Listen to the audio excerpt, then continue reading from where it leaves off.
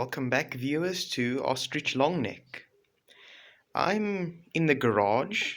I think I've called this the garage lands before. You can see here's the workbench where I've done a couple models but never really got any to the screen. A lot of failed projects have went here. Here's my earphones. I just came in from the house because I've been always hinting at a project, and I've just, as this video is being filmed, I've just dropped the final hint, which is the finest slice of china on two wheels.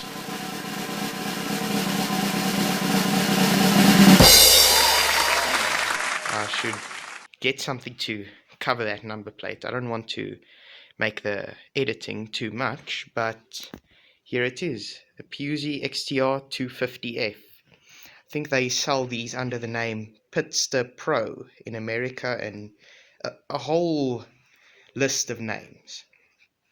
But I've made sure to do all my research before buying this. This uses a Honda CBR 250 engine, so it's incredibly reliable. I've had zero engine problems so far.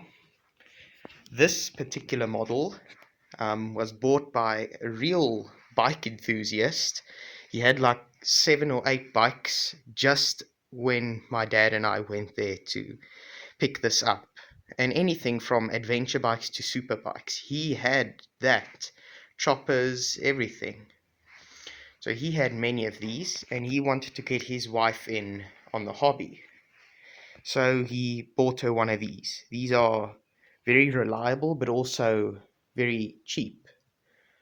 I spent the 15,000 Rand, which is like the equivalent of, let me calculate, I don't know, around about 1,500 US dollars. I bought it used, of course.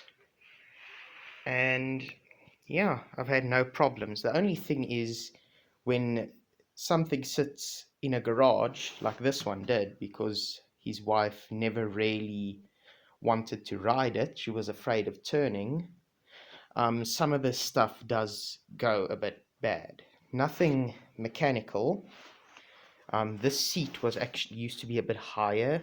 The lady wanted it lowered, so it's a little lowered. This is a more aftermarket sort of thing. I think sometime, I'm not sure yet, but I would like to cover it in a sort of faux leather, like you get on most bikes, especially older bikes, that sort of leather. So I'm probably going to cover this seat sometime soon. The only problem I've actually had so far was this ignition. If this camera can just focus now. For some reason it's a bit of a loose connection, so if you put the key in and turn it, nothing happens. Well, first when I bought it, it would work. Now it's digital display, but now it does nothing. You have to put it in, turn the key, and luckily there's a kickstart. So that's how I start it. I have to kickstart it, then the electrics work. And another funny thing that's happened to me with this bike is all the levers I have to get used to and all the switches. I've never actually had a motorbike before. So I know there's the fuel valve, of course, that you have to open. Then there's the choke, which you have to adjust for cold starting. And it's been super cold here lately. I think it's been averaging under 5 or 6 degrees Celsius. Then you have to make sure this is flipped, and this down here would be your electric start. But so I have to check the valve, check the choke, check this, and make sure the key's turned. I was once trying to start it for a good 10 minutes, then I realized I didn't even have the key because I'm used to it not doing anything.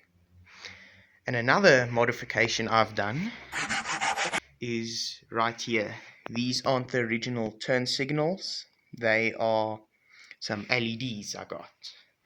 They work nice at the back, but at the front we put the LEDs in and it just got stuck in like hazards mode. They wouldn't shine individually, they'd both blink together, both the left and right. So I think there's a little, I don't know, fuse or something I must get to make that work. So we've got the original halogen bulbs there. Otherwise, this is probably the biggest, most ambitious model kit, you can call it, that I've bought. I've got quite many, well, not many plans, but I've got some plans on what to do with it. One thing I'd like to do eventually is get some tires. These are actually the original tires that came from the factory, and that tread is still super deep. I'm going to be riding for years on those. Maybe I'd get off-road tires, still considering that. And I'd like to open this up and see if I can remove the glass ball insulation. I think there's a whole load of glass beads in there. Well, it's loud enough already, so that's not on my top priority. Well, my top priority now is to fix this. I don't think it's actually the ignition that's the problem. Since we put on the lights, we might have bumped a wire or something like that, so I'm going to have to remove it and make sure all the switches are clean and working in order. There we go. I guess that summarizes my review, little overview of my new project. See you guys in the next video.